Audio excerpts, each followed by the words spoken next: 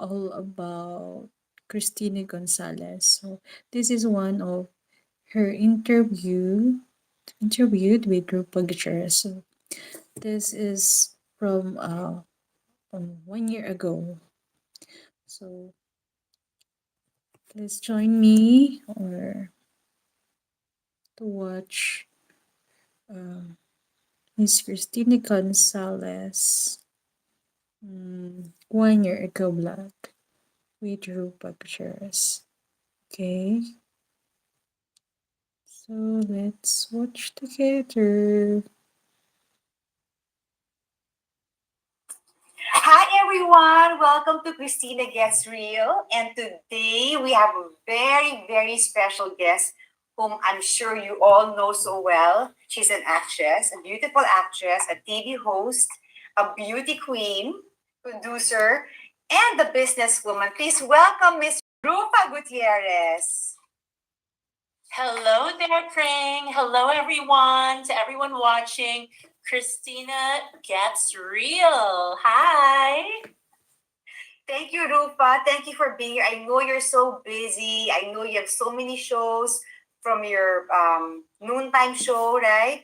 And then you have your Kumu and all this. So thank you so much for your time. And we're gonna ask. Actually, fun lang naman to. We're gonna have some few fun questions and some questions that maybe some others have asked you before, but we're gonna ask you again. Yung iba naman, some that no one has ever asked you before. But of course, for now, at first, we want to parang listen to your experience as an actress. How did you start? Because we all know you were a child actress, or you started as a young, of course, being the daughter of Eddie Gutierrez and Annabelle Rama, your showbiz royalty. How did you get convinced? How did you to get into showbiz, movies, commercials, and how did it all start? Your journey, and what was your most Thank you memorable for watching. movie? Also, besides that, and I think anyway, you go ahead. Yeah, well, it was Mother Lily that convinced my dad to go back to the Philippines way back in 1985, I think it was. And my dad decided to go back to the Philippines to make a comeback. And syempre, being the only daughter of Eddie Gutierrez, Mother Lily was like, oh my God, ang cute naman ang anak mo. May potential siya. Pwede siya maging artista. Kailangan sa akin siya pag mag-artista siya. And I was around 12 years old at that time. So soon enough, when I went back to the Philippines, I signed up first with Golden Lion Films because mas malaki yung offer ni Donna Villa at ni Carlo Capara. So I did mga lahing pikutin in 1987. I think that was. Sabay-sabay yun eh. That's Entertainment kay Kuya Germs. And my Yes, first that's movie. right. So that's how I got started, actually. Kumbaga, because anak ako ni Eddie Gutierrez, that really paved the doors for me in show business. I know it was very easy. I didn't have to audition or anything. Back in the day naman, like you, Kring, di ba? Anak ka ng isang sikat na celebrity or artista. Yeah, our parents are all good friends. Yeah. Exactly. So it was quite easy for us. But Yes. even if it was easy for us to be in the world of show business and we didn't have to struggle, kung wala kang talent, hindi naman tayo magtatagal sa industriya. Oh, I've naman. been in the industry for more than 30 years because I Yes. started at under age of 13. So if I didn't have talent or I didn't have what it takes, then I Yes. wouldn't last this long. And to Yes. answer your second question, one of my most memorable movies, there was a lot, but one distinct one was Makiusap Ka sa Diyos because that was directed by the one and only iconic Lino Broca. Yes. And ako yung alaga niya noon eh. Gusto niya ako Wow. i-launch at alagaan. Yeah. Yeah, at marami ako nakaline up na pelikula sa Yeah. kanya. Sadly, he passed away. So Yes. Oh. I was never able to work with him Mm. again. So para sa akin, napakarami ko nagawang magagandang pelikula na tumatak talaga sa akin at sa mga Pilipino. Ito yung pinaka-unforgettable. Yes. And among naman all your movies, and of course among all the many leading men you've had, who did you enjoy working the most? with and why? You know, Yung I pinakamasaya to enjoy work with. every movie is different. You know, it's a different experience altogether. Depende sa cast. Sa dinami-dami kong ginawa, Kring, and I'm sure ikaw rin, di ba? Back in the Yes. days, uso-uso pa yung mga Yeah. movies, di ba, kay Mother Yeah. Lily? Yeah.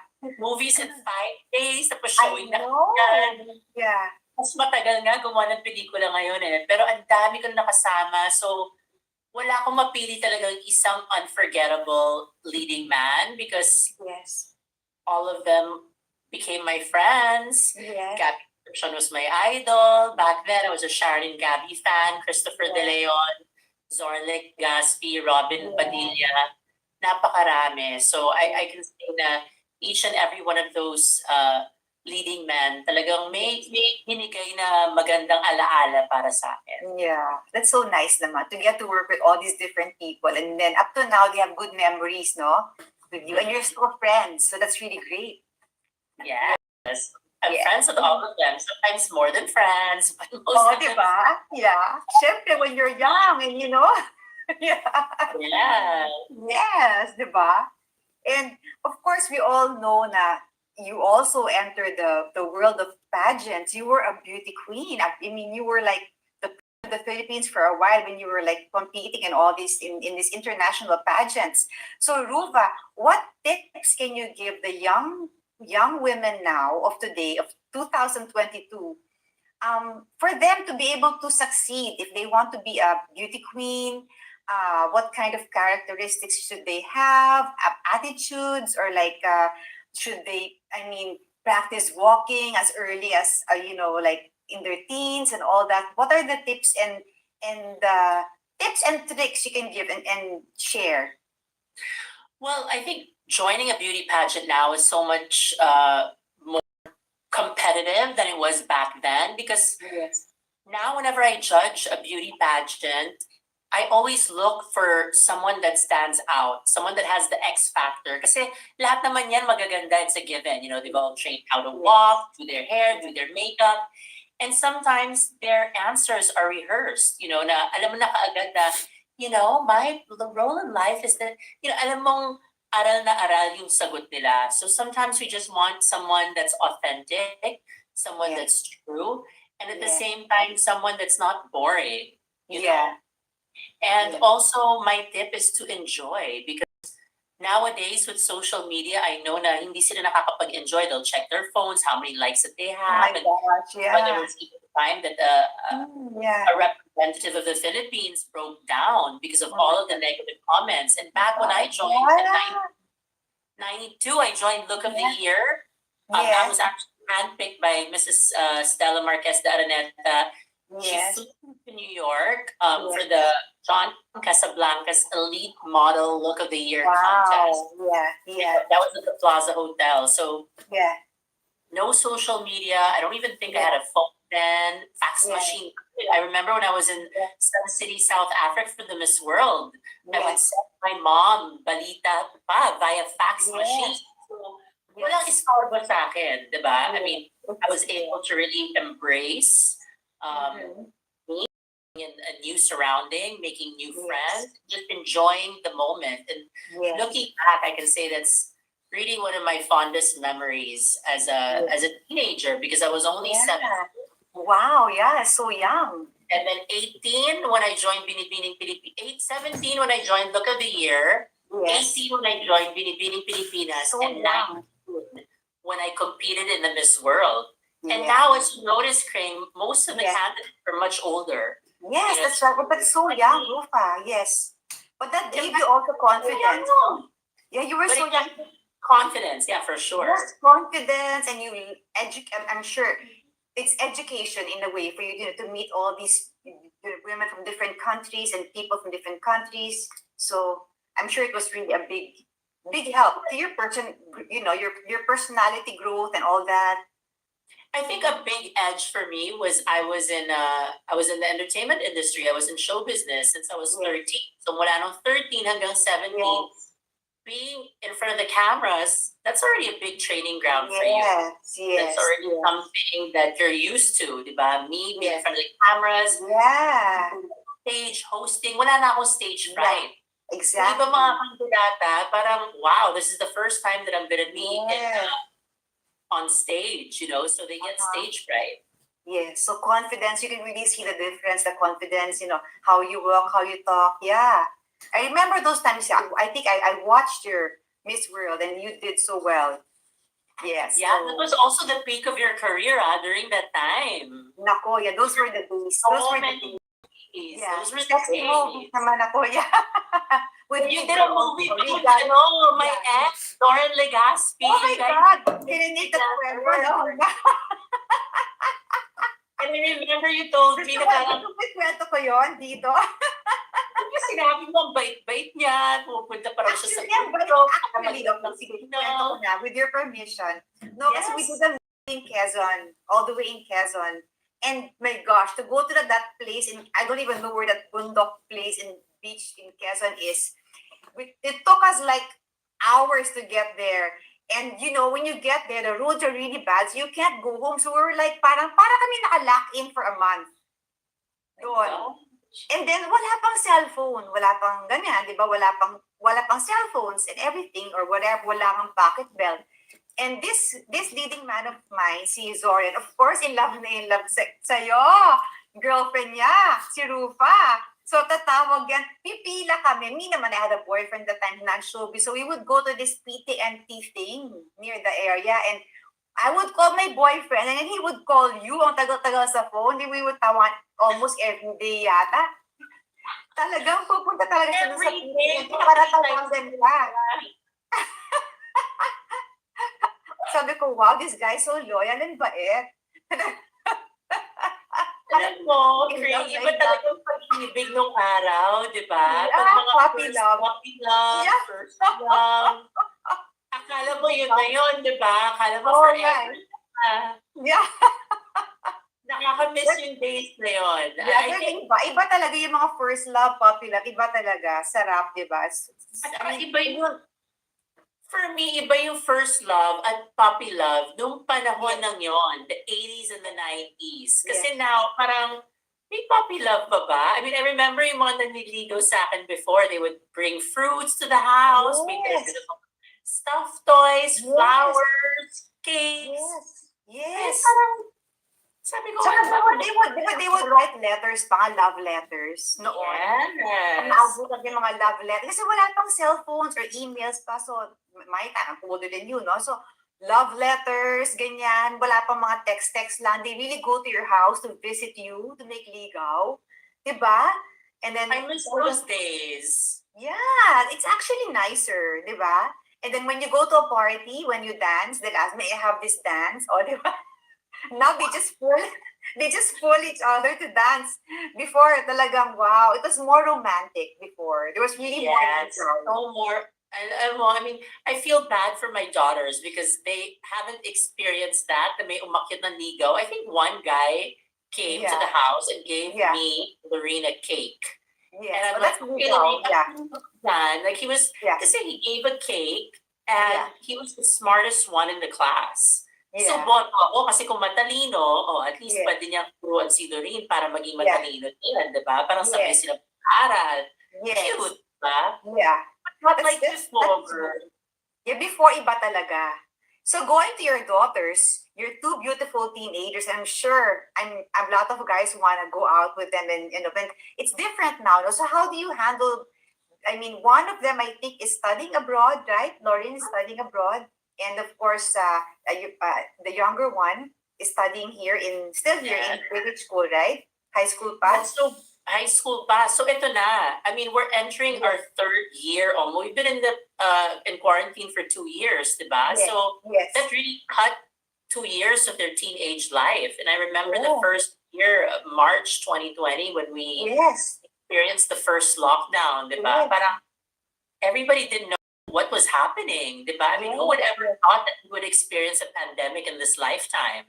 Yes. So, that was the year na, lahat ng mga bata nakulong sa bahay. They couldn't go out. So, wala man naniligo nung time na yon. They were just at home. We were all home isolated. Quarantine, yeah. Exactly. So, the pandemic, bata pa sila masyado noon. I think Doreen was 15 and Venice 14. So talagang bawal pa talaga ligawan. That's too young, I yeah. feel so bad for them because Yeah. hindi sila naka-experience ng ligaw na katulad sa atin noon. Kasi imagine 3 years, halos 3 taon sila nakakulong, di ba? Oo. Pero malay mo, yeah. Yeah, Sa, but malay mo, online, hindi natin alam. Di ba? same experience, Not the same. online. Not the same. I've Yeah. never experienced online dating because Yes. I was with a partner for 7 years. So Yes. I think 7 years ago, wala pa, or 8 years ago, wala pa yatang online dating. Parang now it's normal, no? I know some friends who actually met their partners through online dating, and decent guys naman. And may mga ganun now, I've heard of that. So, and that was really unheard of back then. Exactly. So times have definitely changed because of social media. But I feel bad for my daughters because nga wala naman naliligaw sa kanila kasi nakakulong sila lagi. I mean, there was a time na bawal yung mga below 18 lumabas pa ng bahay. At kung lalabas, nakapupunta, nakasarado lahat. So I think the pandemic really took a toll on teenagers, and we really have to take care of their mental health, make sure that they're okay. So, ayun, sana na-experience nila yung na-experience ko noon. Parang naputol eh. May mga naniligaw na, may mga nagpapakute na, nagpapadala ng mga cakes, But you know Lawrence in the States, so you never know. I'm sure marami ang napakaganda na anak mo, ang dami manliligaw sa kanya doon. And well, she's more free there because mom's here in the Philippines. I know, right? But I believe, kasi 18, ano na yan eh, parang feeling ko mas mature na yung tao pag 18 eh. It's really the critical years of mga 15, 16. Yes, I think Serena's already mature, and I've always... Also for her. Good training for her, yeah. Yeah, I think it's really important for her to also experience independence. Because here in the Philippines, you have everyone doing things for you. You have your yayas. You don't really make the beds. Alam mo naman tayo minsan sa Pilipinas spoiled, di ba? Yes. But in the States, you have to be really independent and do everything on your own. So it's a good training ground for her how to be independent. And I believe Lorena's smart enough to know that she should still follow the Filipino values and make sure that she applies it in her life there. And I always tell her, say no.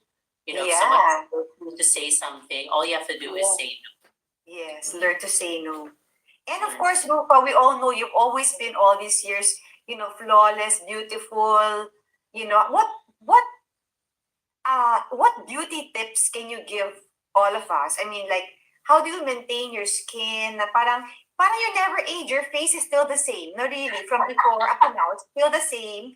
I mean, what do you do? What is your secret? Well, first of all, I'd like to thank my mom and my dad for my genes. Yeah, of course. Your mom was so beautiful also, yeah.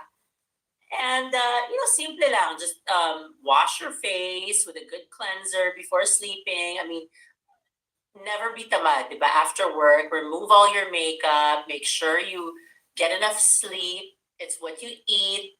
It's really the basics. I mean, pwede natin dagdagan yun na kailangan pumunta tayo sa derma and everything. Pero para sa akin, it's really the basics of like eating healthy, sleeping early, don't leave your makeup on before going to bed. And I think you also have to be happy, because if you're happy deep inside, it really radiates and it really shows. Yes. So even if we go through difficult times, syempre lahat naman tayo nagkakaroon ng mga problema. Of course, but huwag natin dibdibin, di ba? Let's feel pain. Ako, ang ginagawa ko ay cry for a couple of days. Talagang ninanamnam ko talaga yung hurt.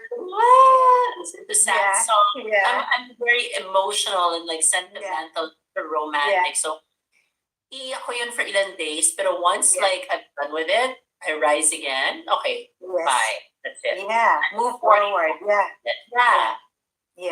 We have to feel the pain eh. So importante rin yun na wala tayong hang-ups sa buhay at wala tayong dinadaan sa puso natin.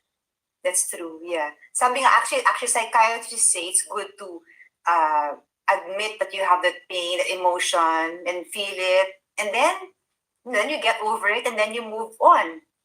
Yeah, because those things that make you happy. Yeah. No one's perfect, right? I No think one's it's perfect. very No one has a perfect life. Yeah. No yeah, one's it's perfect. really Yeah. important that you're authentic and you Yes. whatever it is that you feel, you express it. Importante Yes. talagang self-expression because the more that you hinder those feelings, hindi mo ilalabas yon, the more na masakit sa puso mo. So para Yes. sa akin, labas mo lahat naman tayo tao Yeah. eh. Forgive, actually forgive kung may nag-hurt sa atin, forgive. Kasi why carry all that, di ba? Bigat. So forgive na lang. If let's say friends, whoever did anything to you, di ba?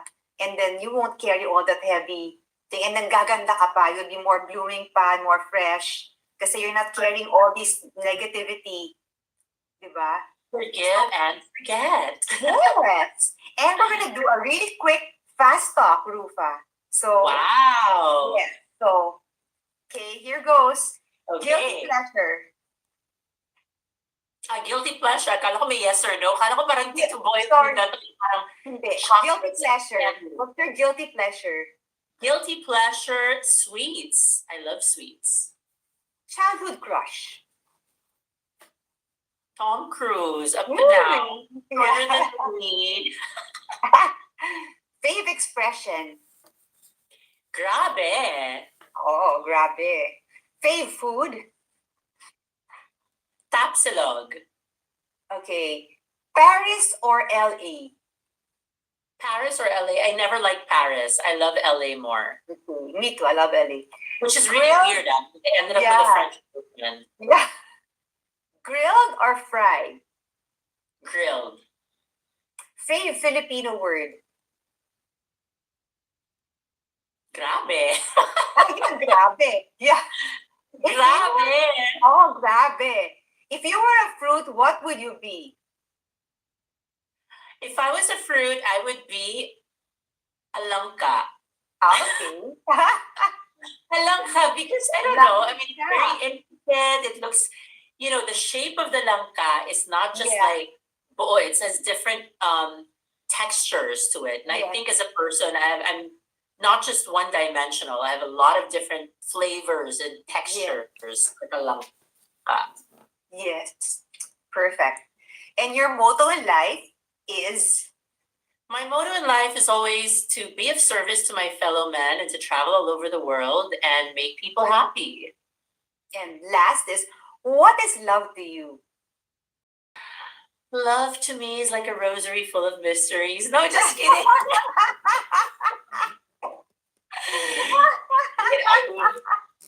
To me, there's so many different ways to express love, but Yeah. ang daming, ito medyo mahaba-haba. Hindi naman mahaba, pero for me, love kasi sinasabi ng mga netizens, di ba? Naku, ang tatanda na ng mga yan, bakit kailangan pang mag-cute sila? But you know what? Love is not only for the young people. Hello. It's for yeah. everyone. Of course. And especially if you've gone through a lot of trials in the past, and Yes. it's never too late to start Of all course. over again and have a Of second course. chance in life. Alam mo, kahit 70 years old, pwede pa. Exactly. As long as naman, know naman din how to act, di ba? Hindi naman pwedeng Yes. super laplapan to death at 70 years Yeah. old. Wag naman. Yeah. Wag na yung mga PDA masyado. Diba? Pero for me, I mean, it's so exciting and it's so amazing to be in love. Why not experience Of it? course. Love is not just for the young, it's for everybody. Every age. I believe that. Yes. So, Rufa, thank you so much for your time. That's it? Oh my God, ang bilis naman. Butin ba, butin? More questions. Yes. Thank you so much, Rufa. And I hope we get to see each other soon, face to face, maybe with small and other common friends, di ba? Para naman, kasi ngayon, all of us are still kind of like being careful again with the surge, di ba? But then soon, maybe we'll all get to meet face to face. And you stay safe. And for your kids and your beautiful daughters as well.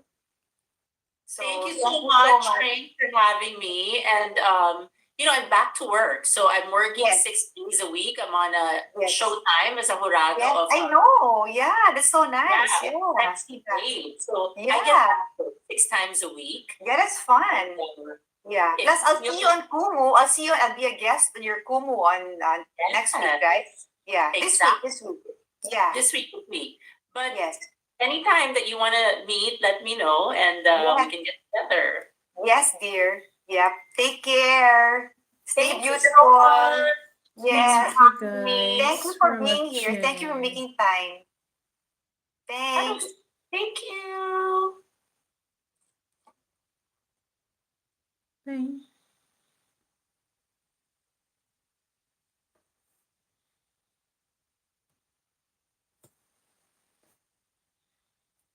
Bye. Thank you for watching.